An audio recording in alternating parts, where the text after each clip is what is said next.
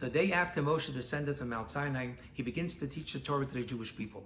And the nation was gathered around Moshe, each one of them coming up to Moshe, asking their questions in Torah.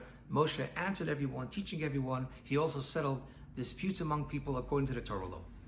When his father-in-law Yisro saw this, he says to Moshe, "Why are you judging the entire Jewish people all by yourself?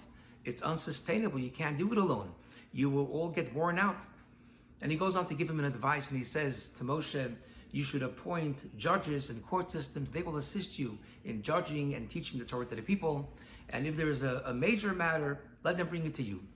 Moshe accepts the advice and appoints courts and judges. But the question is, what was Moshe thinking in the beginning? Didn't Moshe know himself that one person cannot teach everyone individually? It's a whole nation. You need to have judges. Why was Moshe by himself teaching the Torah to everyone individually? And the answer is because Moshe was conveying a very essential theme in Judaism. And that is that when God gifted the Torah to the Jewish people, he gave it to every single one. Every single Jew inherits the entire Torah.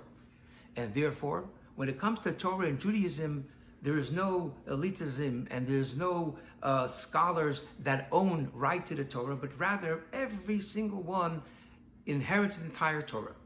And therefore, Moshe demonstrated this by teaching the Torah to everyone individually, from the greatest scholar to the most simpleton, because every single one has value. Every single one is a child, and every single Jew is worthy of learning the Torah directly from Moshe, who received it directly from God.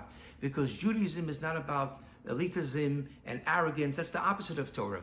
Judaism is about truth. And the only reason we have a hierarchy and different authorities of a court system is because we need to have an order, we need to have a structure. But in essence, every single one that studies the Torah, you connect directly to Hashem through studying the Torah. Have a good Shabbos.